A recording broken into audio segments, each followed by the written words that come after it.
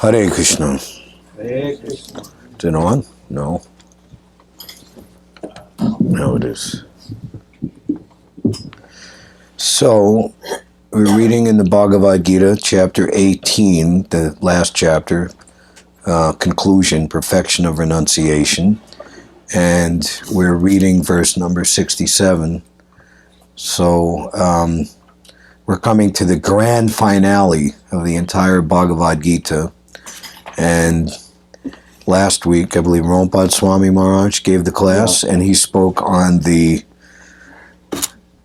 many important verses, but perhaps 1866 is the culminative verse, Sarva Dharma Parichaja Mamekam Sharanam Braja. Abandon all varieties of adharma, irreligion, and just surrender unto me, and I shall save you from everything. Do not worry, do not fear. And this is counted as the most confidential knowledge and the most, actually find me 7:11:7 right now. I'll read this as a preamble right now. I got it. So, when Krishna is saying the most confidential part of knowledge and the highest achievement, the highest of everything, is simply surrender unto me and to become my devotee. So this is Krishna himself saying, but there are a plethora of exact same statements and conclusions throughout the Vedic literatures. We're in a disciplic succession from Krishna, going all the way back to the dawn of creation. And Narada Muni is a very great personality who is actually not by what we consider son by husband and wife coming together and making a baby and having birth, but he was the mental son of Lord Brahma. And he's a very extremely powerful, great saintly spiritual master, and some of the best devotees, the Mahajans, are his disciples, such as Dhruva Maharaj, Prahlad Maharaj, comes to mind right off the bat. So after, it was Narada Muni who told the entire pastime of Lord Nrsingadev, why Lord Nrsingadev appeared as half-man, half-lion incarnation to get rid of the great demon. There's even a chapter in the 7th canto called Hiranyakashipu Terrorizes the Universe. So if you think of all the most tyrannical and sadistic despots you can think of in your history books and put them all together, Hiranyakashipu was all of that multiplied many times over. So the great story in and of itself, and it was told in answer to the question or the inquiry or the wonder, is the Supreme Lord equal to everyone? So at the conclusion of this whole telling, there's a very nice statement by Narada Muni after he's profusely glorifying Krishna and all of his affairs and all his activities, incarnations, his kindness to everyone, seemingly also to the demons or the non-devotees that he kills. So he spoke this verse, the Supreme Being, the personality of Godhead, is the essence of all Vedic knowledge, the root of all religious principles. In other words, no one can manufacture a religion or a so-called spiritual way of life that doesn't tally or is not authorized by the Supreme Lord, the Supreme Personality of Godhead himself. Such religion is not religion, it's meaningless. And in this age of Kali Yuga, it's even worse than meaningless, it's very detrimental. Something that's meaningless, okay, one way or the other, doesn't mean anything, won't harm anybody. So, he's the root of all religious principles, the memory of great authorities. O King Yudhishthir, this principle of religion is to be understood as evidence on the basis of this religious print is understood as evidence, period. On the basis of this religious principle, that Krishna is the essence of all Vedic knowledge and the source of all religious principles. So this is why we're hearing in all these verses, surrender to Krishna, constant remembrance of Krishna, 24 hours a day, ultimately constitutes the highest perfection of religion. On the basis of this religious principle, what happens? Everything is satisfied, including one's mind and even one's body. You were mentioning how I got recharged, and actually we don't like to talk about our activities, but I was inspired, and a very dear devotee friend of mine re-inspired me more to do full Govardhan Prikram, which I don't think I have done since I was in my 40s. Now I'm in my 60s. And I did it, and I even walked a little extra. I think I walked, the whole day I walked about 17 miles.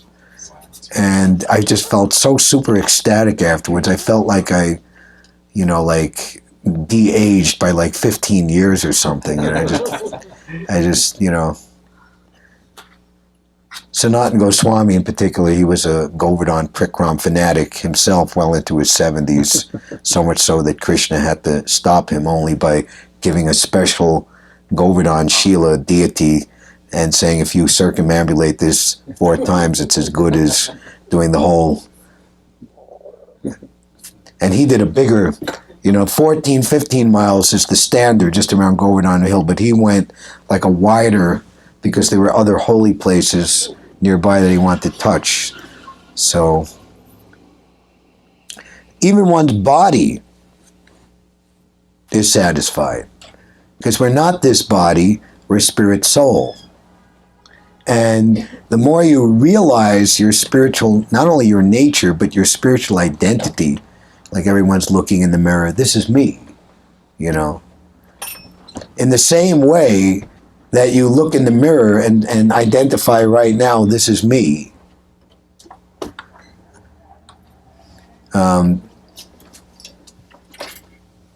If your passport is good for 10 years, so mine is now 7 years old. So I remember when I'm coming into Kennedy, they're looking at my passport and looking at me, is this you?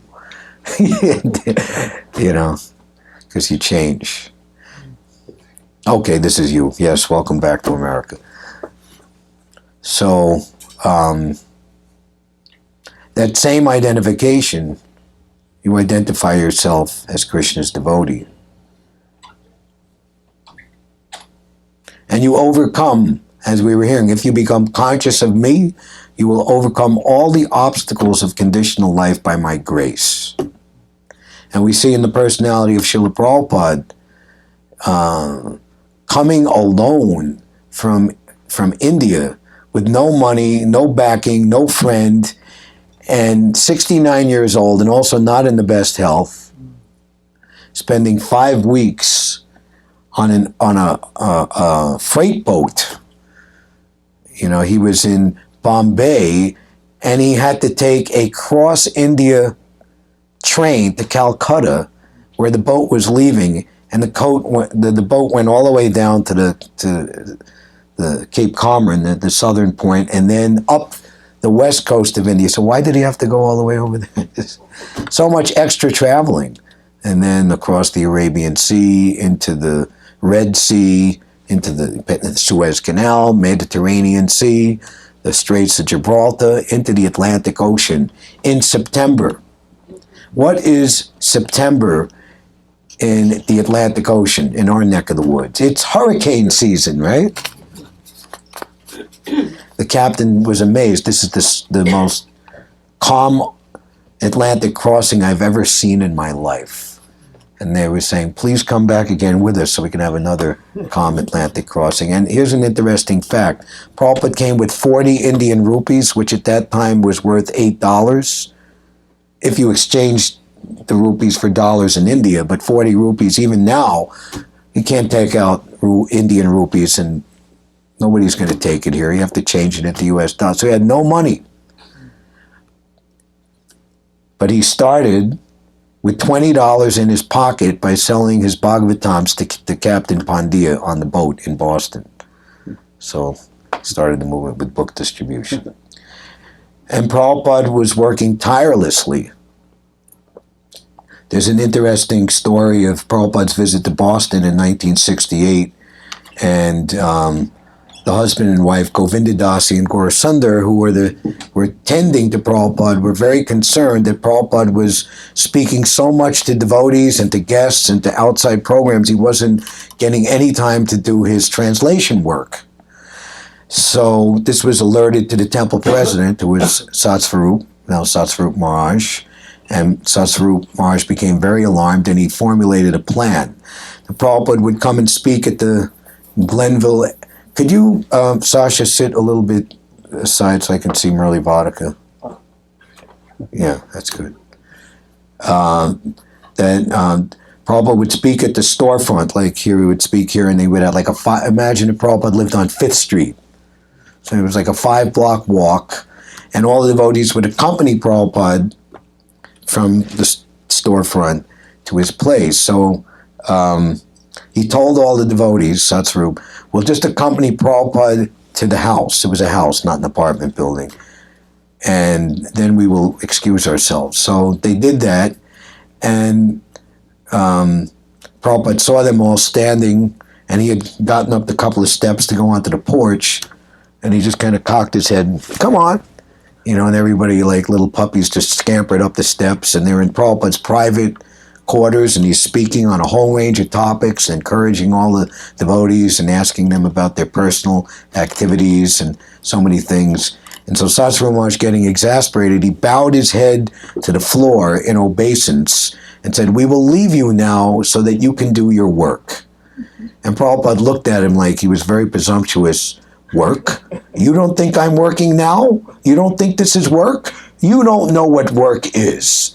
And he just kept on giving the nectar to all the devotees. And then Prabhupada's working like that all day, and at night he sleeps 2 hours from like 10 o'clock till 12 midnight, and then translates the Bhagavatam and his books till dawn. And there's the experience of Prabhupada traveling around the world, and it's said biologically that for every hour of the time zone you cross in flight, you'll need 1 day to get your health back together. So say you come from India, it's 10 and a half hours, so you need 10 and a half days to get back to normal. Prabhupada, superhuman, where whatever it was, even crossing the international date line or going from the northern hemisphere to the southern hemisphere, like it's wintertime here and now, whereas in Australia it's full-on summer. He would completely readjust himself, not at all be affected by the climate or the time change, and just immediately, whatever time it was there, that's what time it was for him, and he would go about his activities. Whereas his servants and secretaries, who were all young men in their 20s, were completely discombobulated. And if they told him, Prabhupada, we have jet lag, he would just like scoff and say, what, you know, and just, he wouldn't have it. So rising above the body, rising above the mind by spiritual self-realization.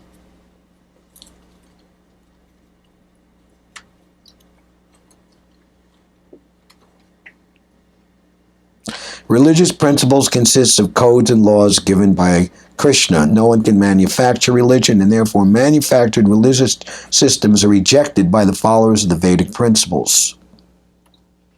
Vedaischa sarvairmaham eva vedya. Knowledge means to understand Krishna, the Supreme Personality of Godhead. Therefore, whether one speaks of the Vedic scriptures, religion, or the principles of everyone's occupational duties, all of them must aim at understanding Krishna. Religious principles aim at learning how to render transcendental loving service to the Lord. That service must be unmotivated and unchecked by material conditions. Then human society will be happy in all respects.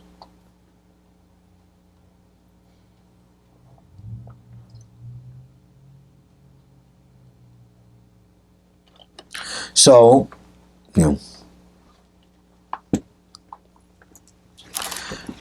We're following Krishna's train of thought here in this 18th chapter. And since as early as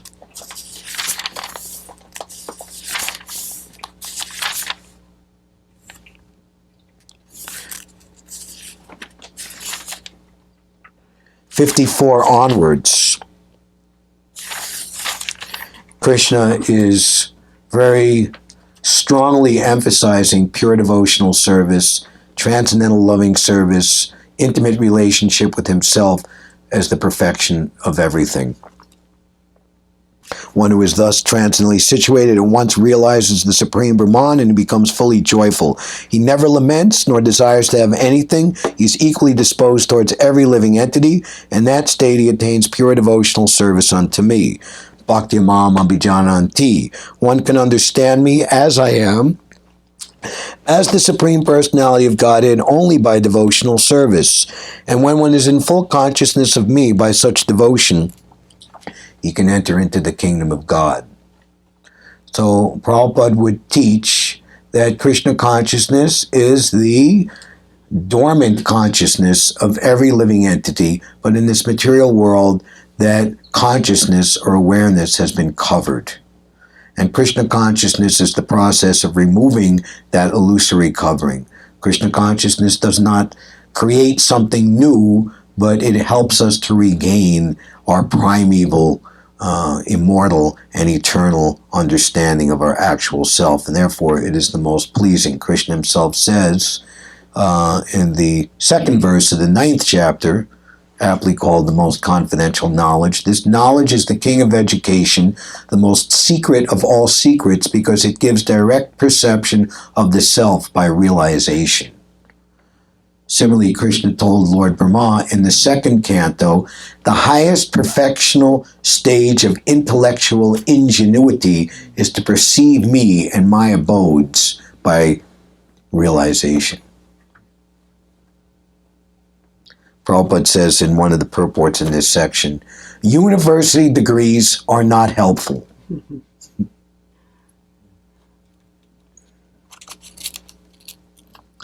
So-called college professors can teach a course on Gaudiya Vaishnavism or even dare to touch such exalted literatures such as Gita Govinda, which were authored by the topmost Paramahamsa pure devotees, who have absolutely nothing to do with the material conception of life and try to explain it from their own mundane point of view.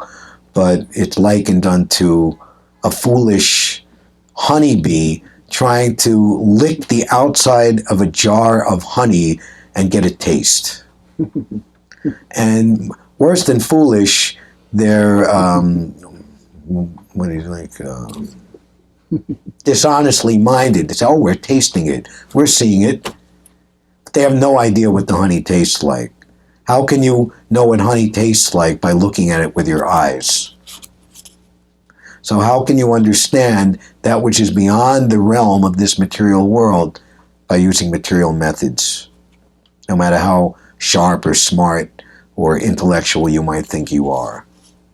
And that's what Krishna says here. I'm always outside the purview of such non-devotional attempts to understand me. And that's ultimately the verse that we will chant and read and study today is all about.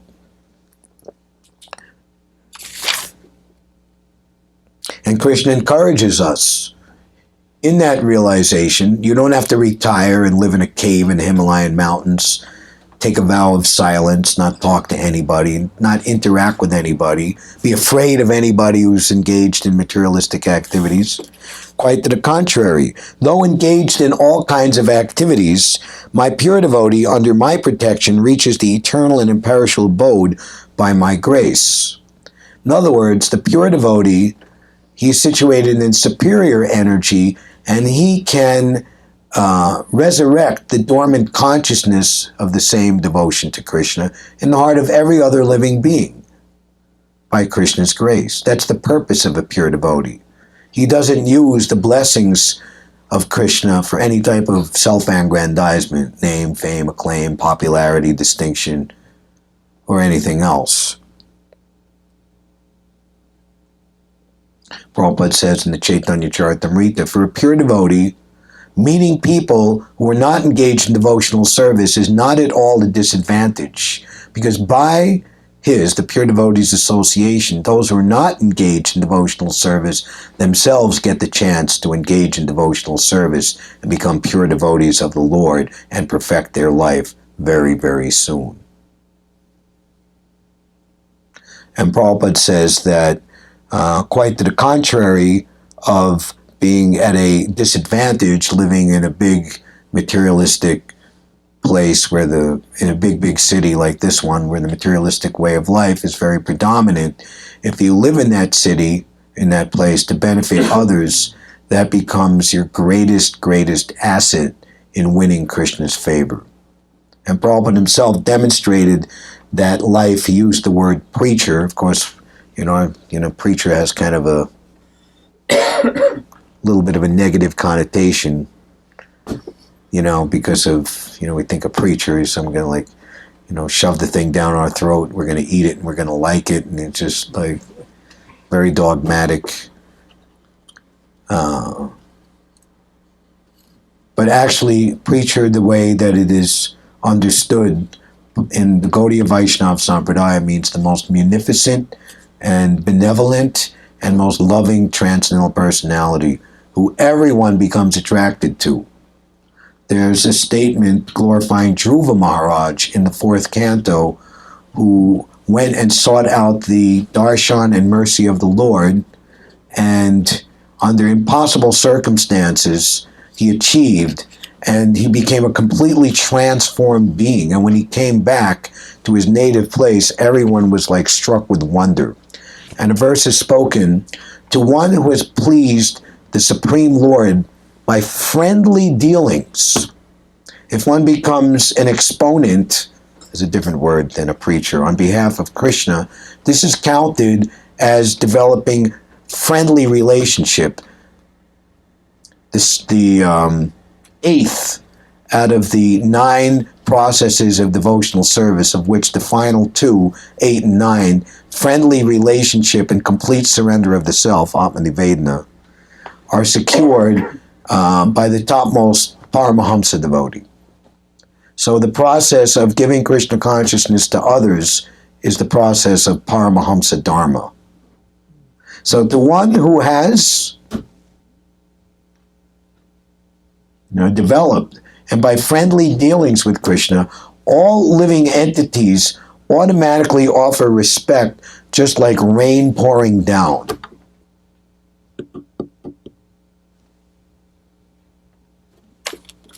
So the pure devotee is completely confident like Srila Prabhupada, of Krishna's protection in all circumstances. Living here in this Lower East Side, the Bowery, in 1965 and 1966, it was one of the most hellish places in this United States of America, most dangerous place.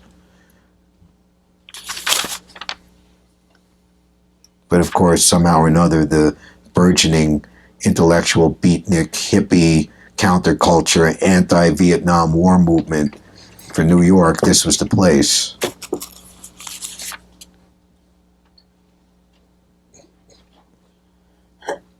To a devotee thus engaged in Krishna consciousness, the Lord is very kind. In spite of all difficulties, he is eventually placed in the transcendental abode or Krishna Loka. He is guaranteed entrance there. So I'm coming into Kennedy, and there's people with non-U.S. passports and different types of visas, and a lot of these people are being called out, and some of them are being refused entry. Even they got the visa, U.S. Embassy in their country, it's not a guarantee that you're going to get in. He is guaranteed entrance there. There is no doubt about it. I know people, maybe they're not U.S. citizens, and they're trying to get the visa, get the green card, get U.S. citizenship. It's like the ultimate goal, wow. But the ultimate goal is a passport to go back home, back to Godhead. You get your U.S. citizenship. At the time of death, it's all finished. But you take your devotional service passport with you forever. There is no doubt about it. There is no change. Everything is eternal and perishable and full of knowledge. And all activities just depend on me and work always under my protection in such devotional service. Be fully conscious of me. And this admonishment, if you don't do this, you will be guided by your false ego and you will be lost. People who are not, this human form of life is meant to prepare ourselves to regain our spiritual body. If the mind is not trained to think of Krishna, if we're not training ourselves to engage in pure devotional service, then we're preparing ourselves to take another material body. And especially in Kali Yuga, because people are not engaging in pious activity even. They're all engaging, especially in the Western civilization, which is now the so-called Eastern civilization, India and other Oriental countries. They're more or less doing the same thing. No discrimination in how to act. All different types of illicit sexual activity, thinking that this is happiness. This is the standard binding principle to the material world. It's the corresponding opposite of our pure prema, our love of Godhead, is this lust. And when lust is unrestrained, it leads to lower than human birth.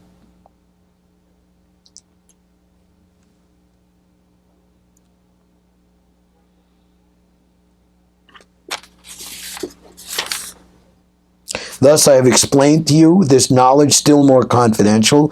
Deliberate on this fully and then do what you wish to do. The pivotal point of love is based on free will. We're not forced. Everything is understood. Everything has been explained. Now you make your choice.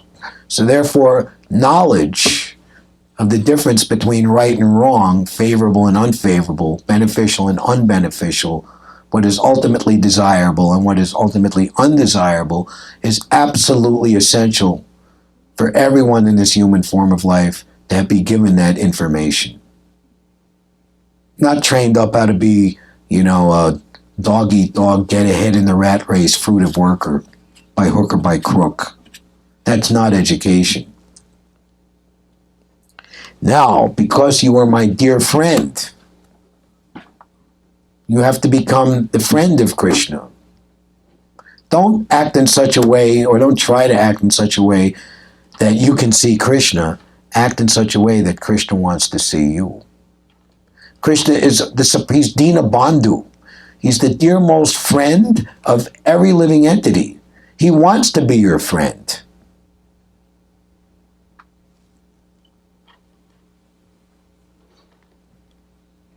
And then this most confidential instruction also, which preludes last week's verse 66, number 65. Always think of me, become my devotee, worship me and offer your homage to me. Thus you will come to me without fail. I promise you this because you are my very dear friend. We already have a spontaneous attraction to Krishna. Krishna is already our dearmost friend. We just have to, when everybody else cannot support you, even in the best circumstances, time moves us on. Those who are your friends who are maybe younger than you or older than you, the older ones, they have to leave this world. There's one very wonderful devotee. He passed away maybe 10 years ago. He lived to be 97 years old. He wasn't a disciple of Srila Bhaktisiddhanta Saraswati Thakur, but he was like an immediate disciple of one of Srila Bhaktisiddhanta Saraswati Thakur's disciples, initiated in the mid to late 1930s. He'd been in the renounced order all of his life. 97 years old, and he was saying, it is so difficult. All of my dear friends, associates, what to speak of my senior mentors, they're all gone. And of course, as is Kali Yuga, we think someone's our friend, but then they do something which is like an act of utter betrayal, or they cause some mischief to us or something, and but Krishna, his friendship is always there. It will never go away. Even life after life, he's our dearmost friend.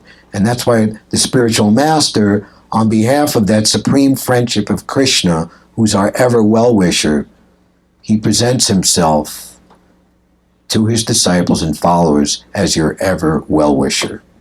We can look in this beautiful Prabhupada Darshan book, and Prabhupada would sign his name, A.C. Bhaktivedanta Swami, your ever well-wisher.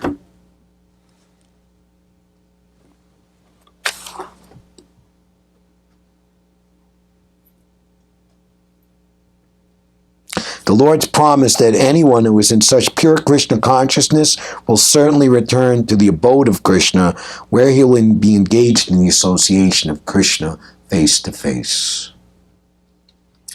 Everyone's looking for the perfect association. Krishna is the source of perfect association, unlimited infinity. So the chanting of Hare Krishna is meant to awaken our awareness of that supremely relishable relationship.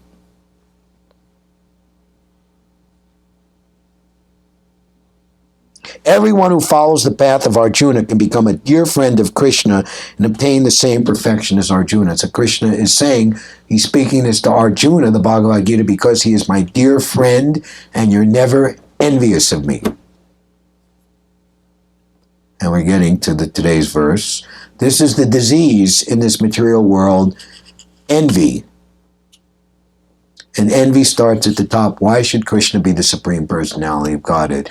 Why should he be the possessor of Sadaishvarya Purna, unlimited strength, unlimited beauty? Krishna is the most beautiful. Not some movie star, rock star, or flexing muscle sports figure. Krishna is the most intelligent. Krishna is the wealthiest. Prabhupada would say, you could say you have so many riches, even you're a big billionaire. Or even a trillionaire. I don't know. Is there a trillionaire in the? There are trillionaires? Not countries used to be trillionaires, but now there's individuals. You might have some of the wealth, but who can claim to have all of the wealth? That is God. We become envious. There's no trillionaire. He's saying no trillionaire individuals yet. No trillionaire individuals yet? Give it another decade. Yeah.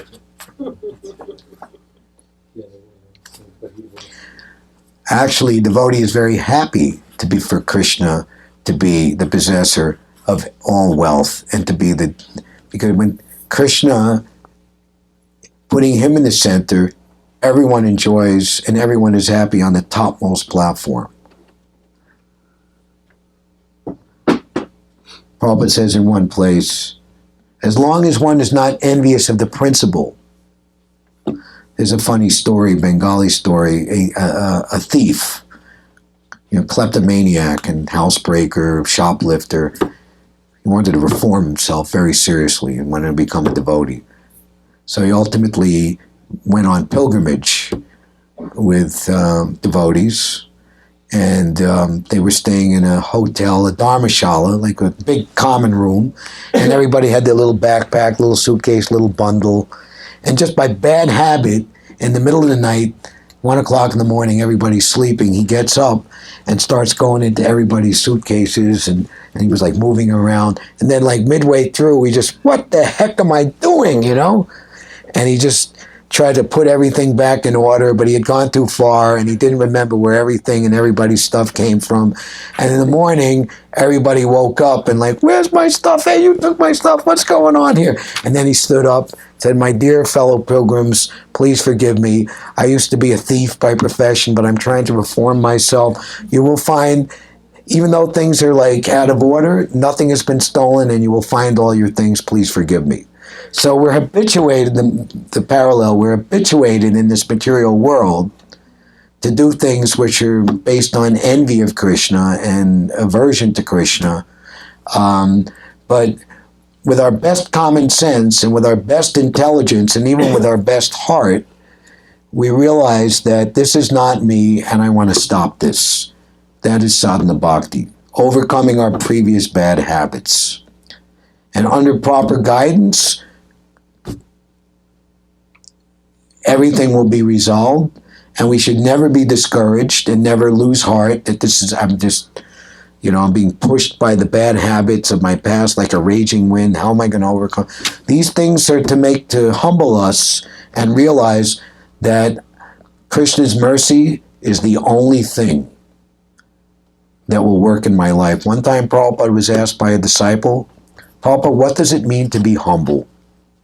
And Prabhupada thought and he gave this answer. When you realize that your money, your good looks, your so-called aristocratic placement, your intelligence and education, your influence over others, none of these things can save you. Only the mercy of Krishna. When you realize that totally, then you are actually humble. That's really humility. Once and concentrate his mind upon Krishna, the very form with two hands carrying a flute, the bluish boy with a beautiful face and a peacock feather in his hair. So we have the early paintings of Prabhupada's first female disciple, Jadurani, here on the walls. All of them, and not that one, this one, Panchatattva there. This one she did, Mother Yashoda and Krishna, Sri Ram in the back. So Prabhupada had to return to India in the summer of 1967 to regain his health.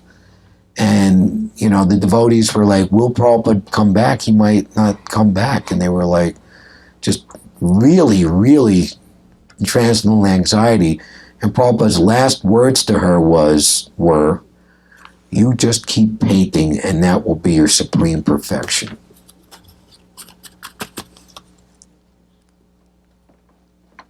There are many descriptions found in the Brahma Samhita and other literatures. One should fix his mind on this original form of Godhead. One should not even divert his attention to other forms of the Lord. A devotee should concentrate his mind on the form that was present before Arjuna. Concentration on the mind on the form of Krishna constitutes the most confidential knowledge. And this is disclosed to Arjuna because Arjuna is the most dear friend of Krishna's. So we started a little early, so it's only 2 minutes past 7. We'll go till 7:30. So that was kind of a bad habit I have is like to have a long preamble before speaking the actual verse, Well, as long as the preamble isn't longer than the entirety of the time. Whoops, we ran out of time, and next week Okay, so today, verse number 67. Krishna goes on to say, this confidential knowledge may never be explained to those who are not austere or devoted or engaged in devotional service, nor to one who is envious of me.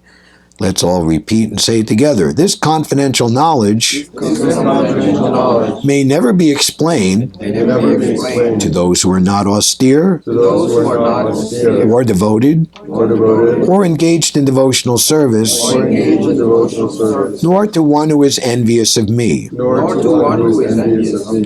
Purport by Srila Prabhupada. Persons who have not undergone the austerities of the religious process, who have never attempted devotional service in Krishna consciousness, who have not tended a pure devotee, and especially those who are conscious of Krishna only as a historical personality, or who are envious of the greatness of Krishna, should not be told this most confidential part of knowledge. It is, however, sometimes found that even demoniac persons who are envious of Krishna, worshipping Krishna in a different way, take to the profession of explaining Bhagavad-gita in a different way to make business. But anyone who desires actually to understand Krishna must avoid such commentaries on Bhagavad-gita.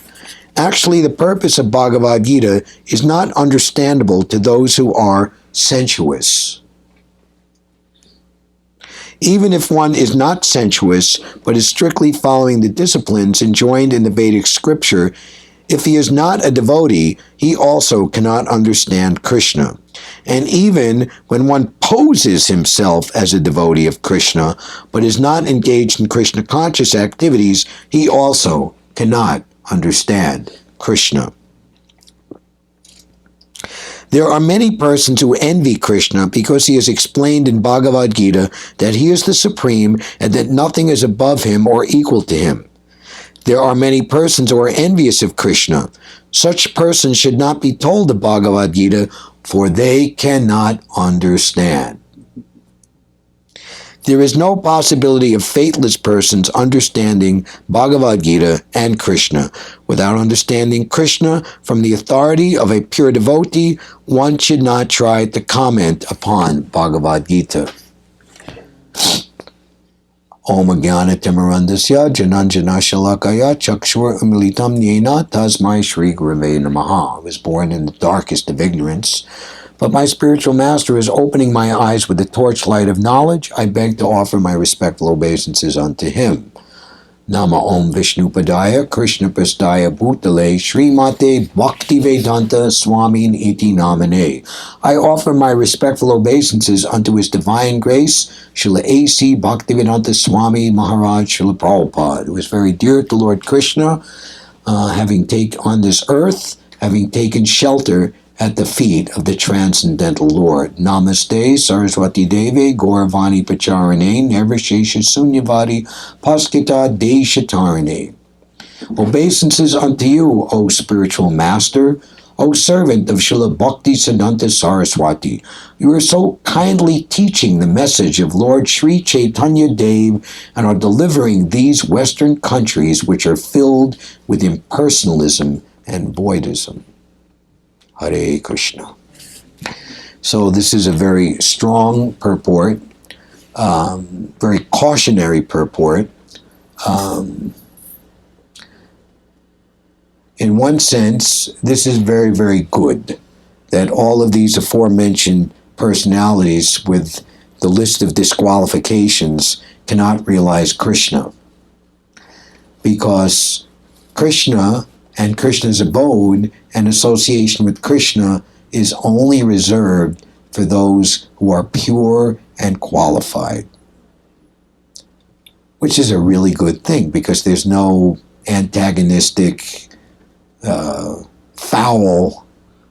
We were just doing Harinam in the subway, and I don't know where it was coming from. It was the most foul smell, you know. It was like there was no bathroom around, and I didn't see any like homeless filth cake entity. It was a mystery, but you're like, whoa, yeah. Anyway, so the spiritual world, Vaikuntha, no anxiety. There's nothing unharmonious. There's not anything there which is in accord with the pure purpose of the spiritual world, which is simply meant for transcendental loving reciprocation. Some of Srila Prabhupada's godbrothers on the order of Srila Bhakti Siddhanta Saraswati Thakur went and preached pure Krishna consciousness in pre-World War II Europe, England and Germany in the mid-1930s.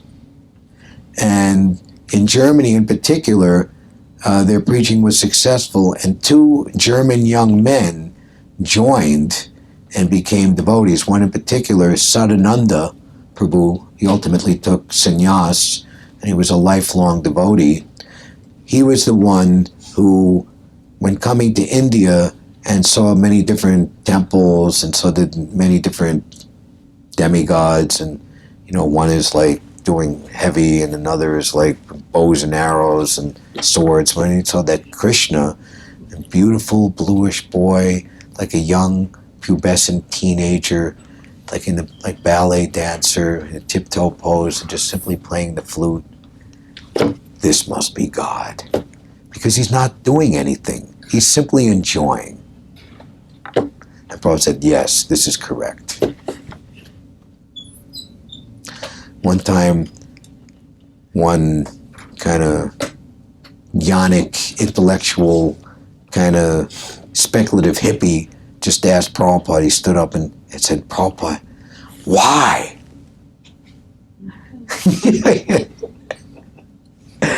And Prabhupada simply said, for enjoyment. That's the reason for all existence.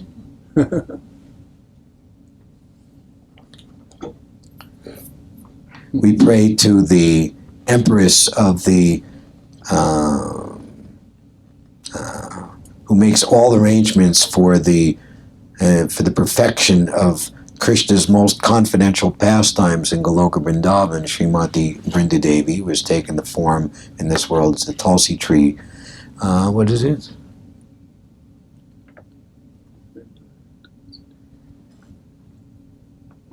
Please give me the privilege of devotional service. What is it that And make me your maid servant. Please give me the privilege of devotional service and make me your own maid servant. No, but before that, seeing that I will always behold the beautiful pastimes of Radha and Krishna. Prabhupada gave this definition. The Sanskrit word is lila, activities. We can't say lila, as a mundane man goes to work on the Long Island Railroad and and is all gruff and angry and comes home and just, chastises his wife, where's the food, and just, watches TV, gets drunk and, and yells at everybody and goes back or whatever. Those are his activities, but it's not Leela. He's forced to do these things. Sometimes devotees are asked, why are you doing this? So I was asked this, sometimes I got a good response. Why are you doing this? Are you crazy? And I look at him, why are you doing what you're doing? Huh? And why is anybody doing what they're doing? Hopefully they're doing what they're doing because they want to do it. So that's why I'm doing what I'm doing, because I want to do it.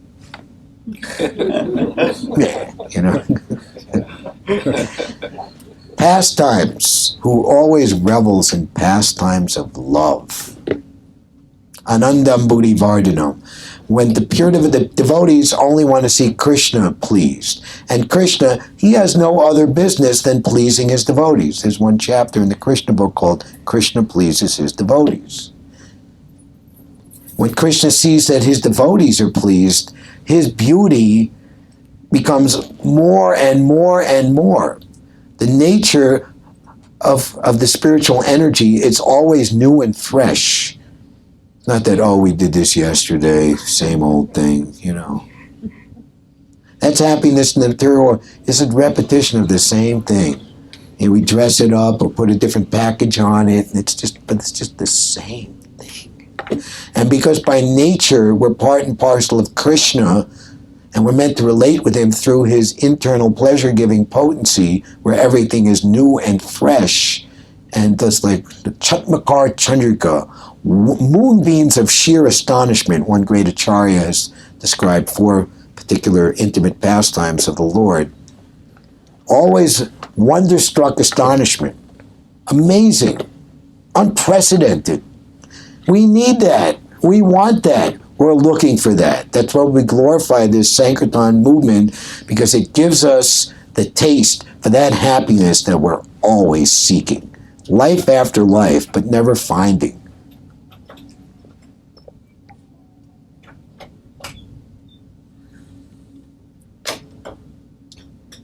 So those persons who don't want that sincerely, they're kept out. And that's a darn good thing.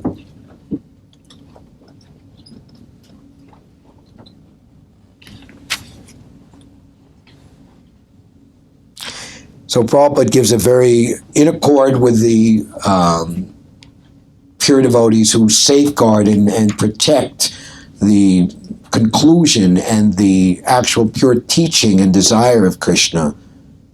They are pointing out many things that we have to be aware of.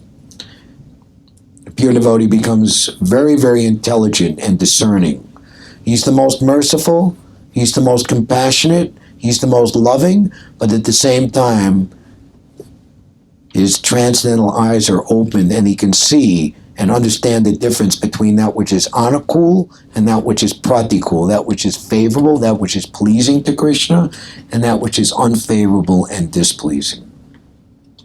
He doesn't unduly criticize, but he acts and speaks in such a way that the particular individual or persons or individuals or in the particular circumstance, he acts in such a way that the best is brought out.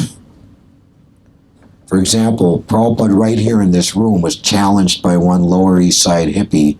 Are you Allen Ginsberg's guru? You know, Allen Ginsberg lived on 10th Street just north of Tompkins Square Park and he was a very influential personality at the time.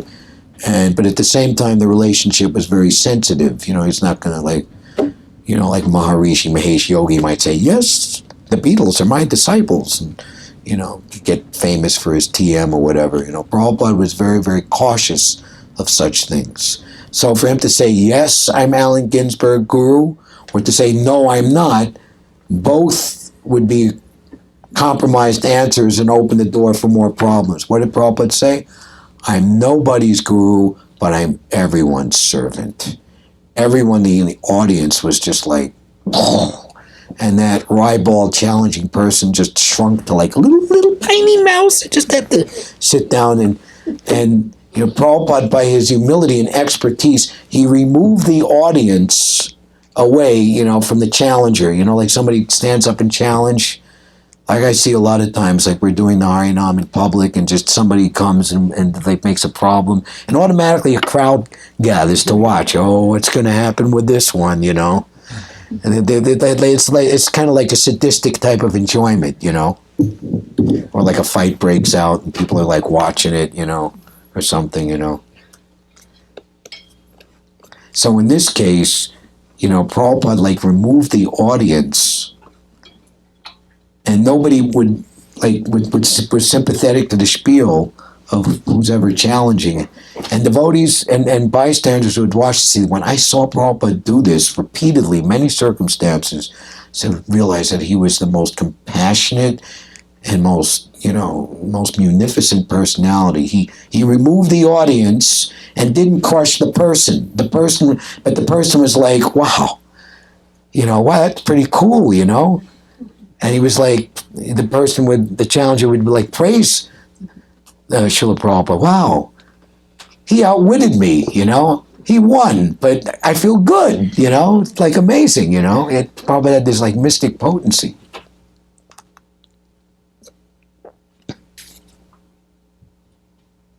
Persons who have not undergone the austerities of the religious process, who have never attempted devotional service to Krishna consciousness, who have not tended a pure devotee, that's practically all of us. Prabhupada said, I've created your good fortune. Prabhupada said, 95% or more of everyone is innocent, and there's maybe only 5% who are actually demoniac and or actively going about their way of things just to sadistically keep everybody down. So if people are presented Krishna consciousness nicely, they will accept. And especially if you chant the pure holy name of Krishna without any ulterior motive, that sound vibration, whether you have musical ability or a nice voice or not, by so-called mundane standards, will affect people in their heart. And that creates their devotional service. That creates their transcendental pious credits, even if it's only for a moment. Even they don't understand it. The devotees of the Lord are more kind even than the Lord. And they take all types of risks. What is it? Because they know the inner purpose of the Lord. Therefore, they take all types of risks in approaching the ignorant to engage them in the acts of Krishna consciousness, which are absolutely necessary in the human form of life. There's Darwin's theory of evolution, Prabhupada said, but he only got half of it. You know, evolution from animals to human beings, but there's de-evolution from humans back to animals, which is the most dangerous thing.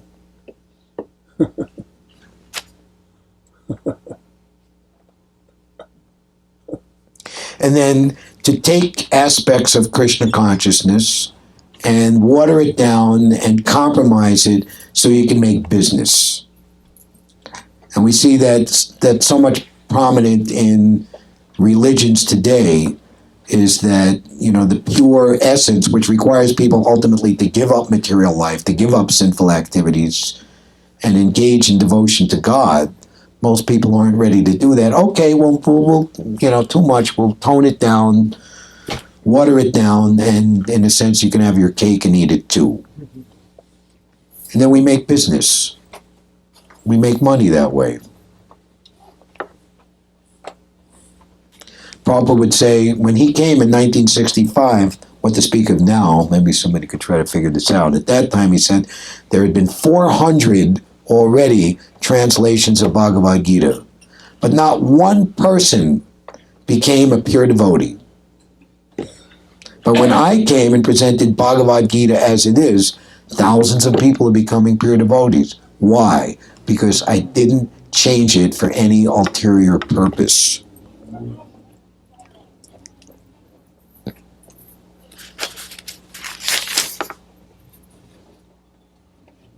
One must avoid such motivated commentaries on Bhagavad-gita. Also, sensuality, undue sensuality. A devotee is ultimately the perfect Swami, Goswami, controller of the mind and senses. He whose happiness is within, who rejoices within, is not implicated in the suffering that ultimately comes to those who are sensuous. As soon as one engages in unrestricted sense gratification, then immediately one creates volumes of ensuing suffering and misery that will come in the near future. So a devotee can control undue sensuality because he's experiencing the supreme sensual pleasure of serving Rishikesh, the master of all sensuality. Rishikesh, Krishna, the master of the senses. He ultimately awakens his transcendental senses and understands that the supreme pleasure of life is being the object of enjoyment for Krishna, the supreme enjoyer.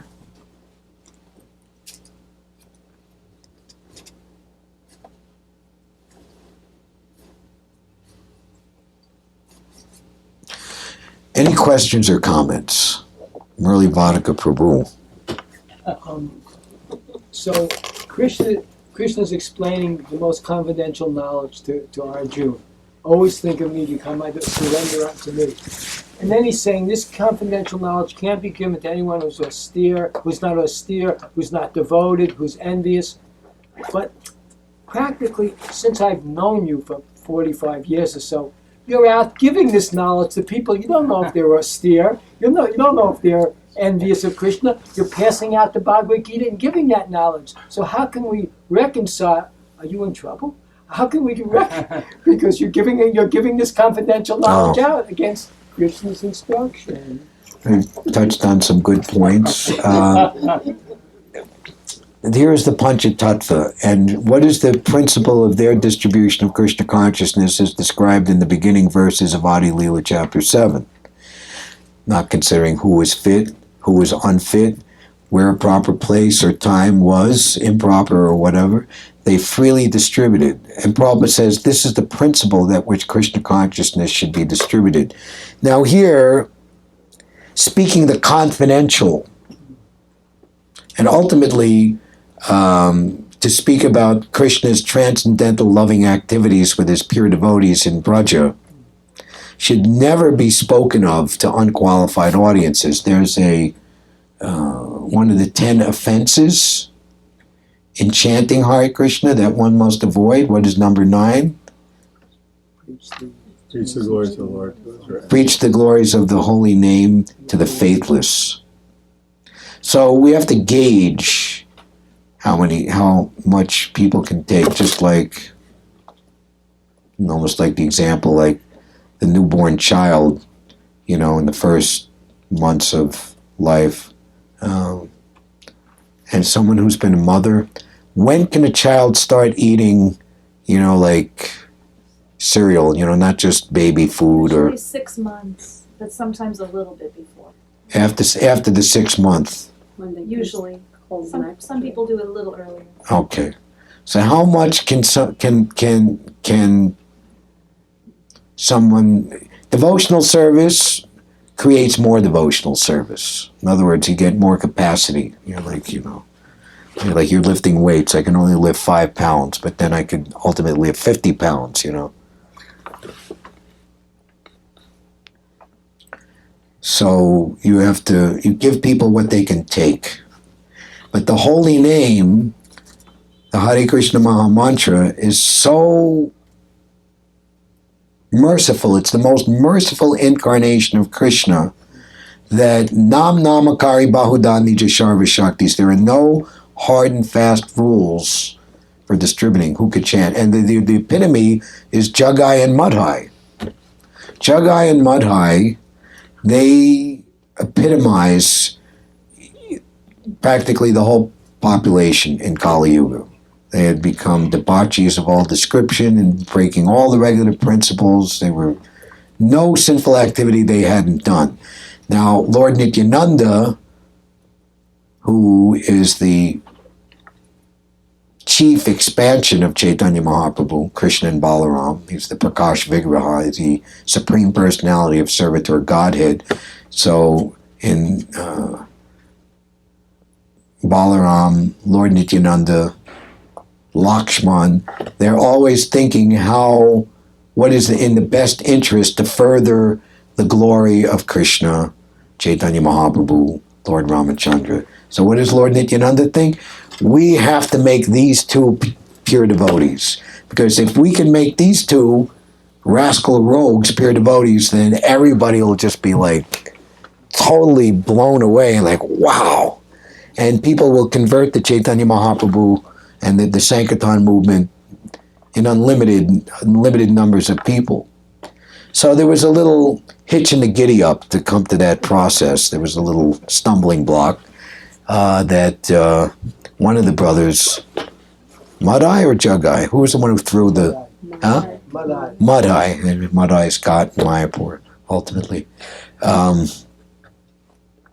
Get out of here, and he picked up like a liquor bottle and like threw it, and it hit Lord Nityananda in the head, and blood started to come out. And Lord Chaitanya, angry like fire, came there and invoked the Sudarshan Chakra. Was immediately ready to just finish him right on the spot. And Lord Nityananda catched Lord Chaitanya's arm and said, no, if you kill them, you'll have to kill everybody, because everybody is like that. So, of course, Lord Chaitanya and Lord Nityananda, they can convert Jagai and Madhai right on the spot, and Lord Chaitanya accepted them, and immediately they started chanting 64 rounds a day. Evil. So we're ultimately meant, we should be able to chant Hare Krishna and think of Krishna 24 hours a day. So if you can't do that immediately, at least become the follower of Jagai and Madhai and aspire to chant 64.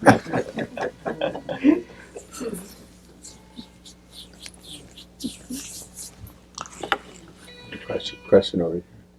Oh, still going. Let me get my train of thought back.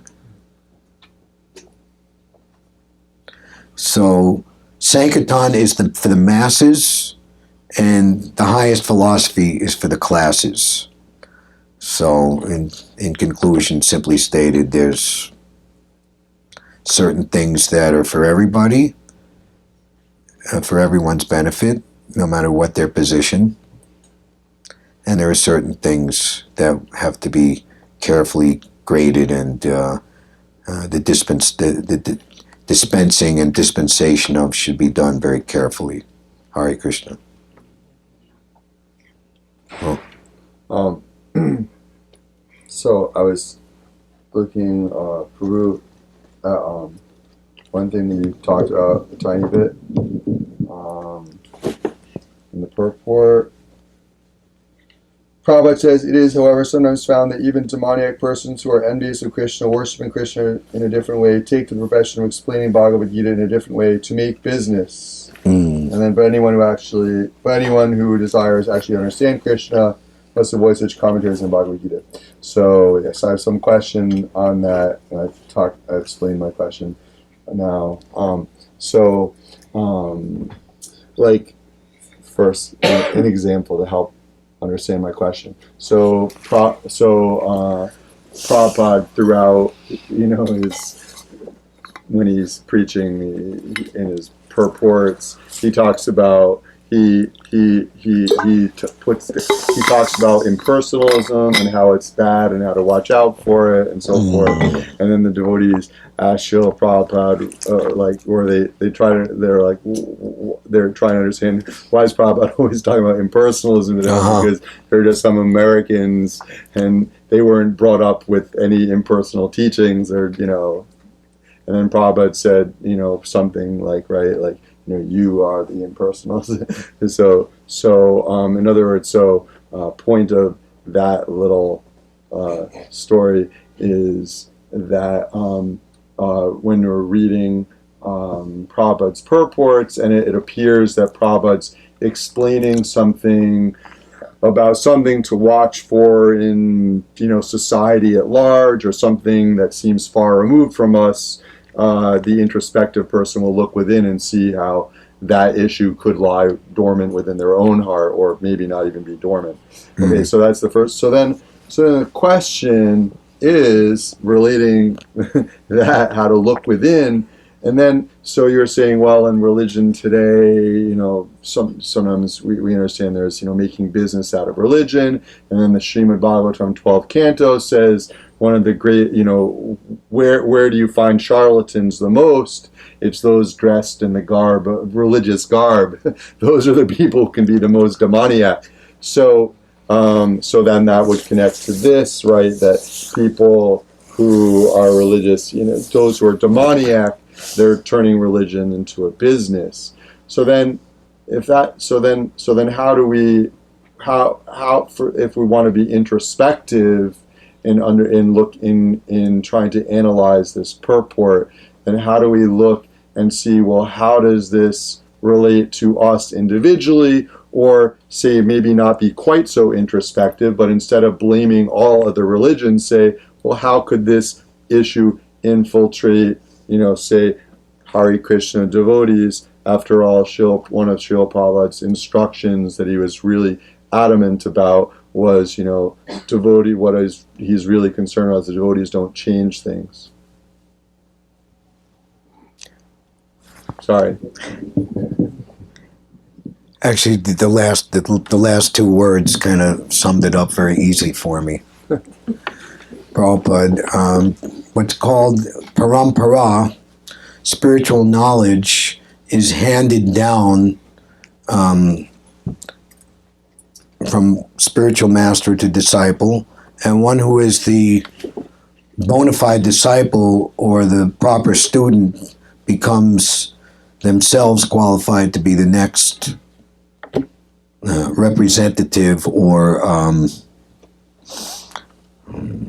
safeguarder of the pure Siddhanta. Siddhanta means proper conclusion. So times change, yes. That's understood by the self-realized as that the modes of material nature, which are the inferior energy of the Lord, are always in flux.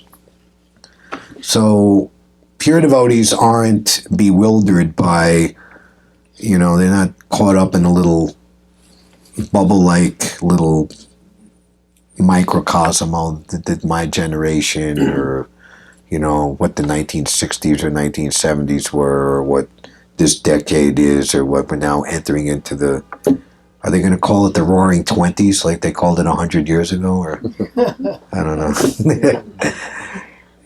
Let's see. In other words, spiritual service favorable to the personality of Godhead is always the right thing in all times, in all places. That means other planets, other universes, everywhere. Always correct. So that Siddhanta, if you know it well, then you can very easily perceive how it should be done in accord with the time, place, and circumstance. And more or less, actually more, not less, it shouldn't change. Chanting Hare Krishna, giving up, there are 4 basic pillars of materialistic life. Unrestricted and illicit sex, that means engaging in the act of sex without a purpose, and the only real purpose of sex is that a living soul can get the human form of life to advance their devotional service more, or even better, come and affect very potent, powerful, and favorable changes for the better spiritually in human society. Great saintly personalities, they come to this world, they get a human body, and they have a saintly mother and father who brought them into this world and raised them in a completely spotlessly pure Krishna conscious environment. When the mother and father do that, the act of their conjugating to bring forth such a personality into this world is counted as very high caliber devotional service, very favorable devotional service to Krishna. If it's not for that purpose, or in pursuit of that purpose, it's a desire that ultimately has to be given up. And that's actually what human life is all about.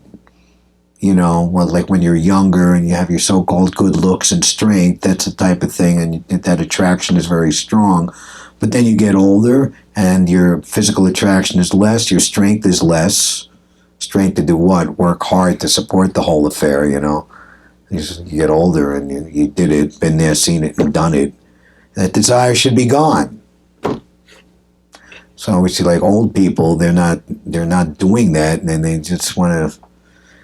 There was Emperor Akbar. He was like a good famous king some 400 or 500 years ago, and he asked his minister, "How long does sex desire last?"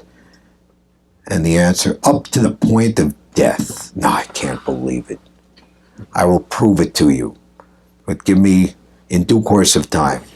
He's very intelligent, the minister. So he came to know that an old man was within the last hour of his life, last hours, he's dying. So he comes to the king, said, "King, come with me right now and bring your 17-year-old daughter with you, the princess." And he trusts the minister, he must have some purpose. And then as they're about to enter into the room where the man is on his deathbed, the minister says to Emperor Akbar, "Come with your daughter right behind you and study the face of the dying man." Now here's the king, the emperor. The man on his deathbed immediately brightens up and just fixes his attention on the beautiful 17-year-old princess. Completely didn't even see that the emperor is coming, you know, or anything else. Now you understand? Yes. So these desires can only be rooted out unless one has proportionately and concomitantly resurrected his spontaneous love of Krishna in a direct personal relationship. So anything that doesn't bring us to that is a form of impersonalism, in a broad answer. So the neophyte or the newcomer or the one who's not very experienced, he won't be able really to understand the difference. But he has to have faith in a proper person who can see the difference. And for all of us, Prabhupada's books are the giver of true intelligence, how to see things, what's what. So it's very, very important. And Prabhupada, like we were saying, he did double duty. When everybody went to sleep at night, he went to sleep at 10 o'clock, slept only 2 hours, and translated these books from 12 o'clock at night till 5 in the morning. That's why we have so many of his books.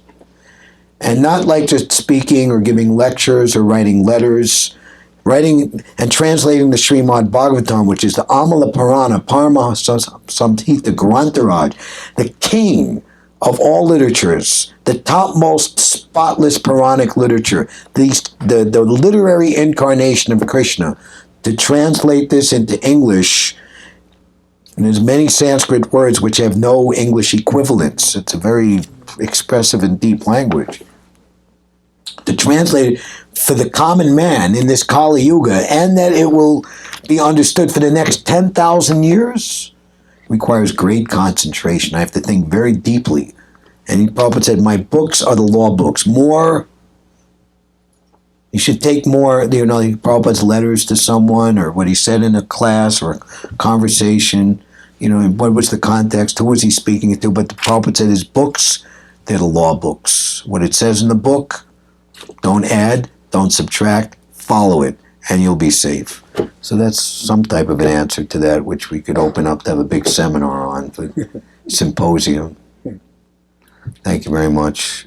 I Yes, recently came across this nice quote from a letter to Subhie from Srila Prabhupada in 1967. Subal, one of the early devotees, Yes. not your godbrother in Who was Chicago. Subhie's Swami. In the letter he says, the principle of chanting is to glorify the Lord and not to attract a crowd. If Krishna hears nicely, then he will ask some sincere devotee to gather in such a place. Right.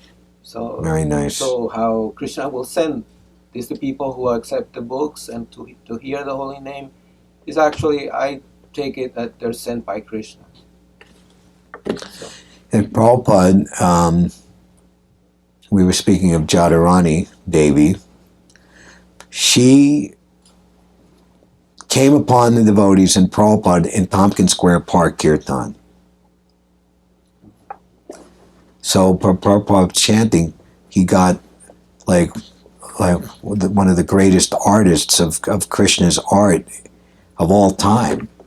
And Prabhupada put such emphasis on artwork in his books.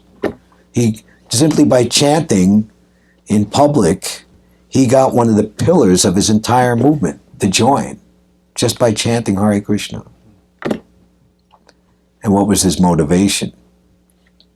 To please his guru, to please Krishna, to save the fallen souls. And everyone, their experience with Prabhupada, he saw who I really was underneath everything and was not judgmental or you're this and that, and just like realizing their potential, who they were in Krishna's Leela. And it's just like the most deepest vision that went underneath all of the conditioning and layers of forgetfulness and all of the, it's like the most intense, penetrating spiritual geology, right to the heart. It was it's such a comforting experience. About doing kirtan for ulterior purpose, there's a statement in the Hari Bhakti Vilas of Sanatana Goswami. It says that those who charge money to attend a kirtan performance, those who pay money to attend such a performance, or those who listen to such a performance, all become infected with material desires. Kirtan is not a musical entertainment. So, anyway, we've gone kind of late. Thank you very much. Hare Krishna. Srila Prabhupada ki jai. So now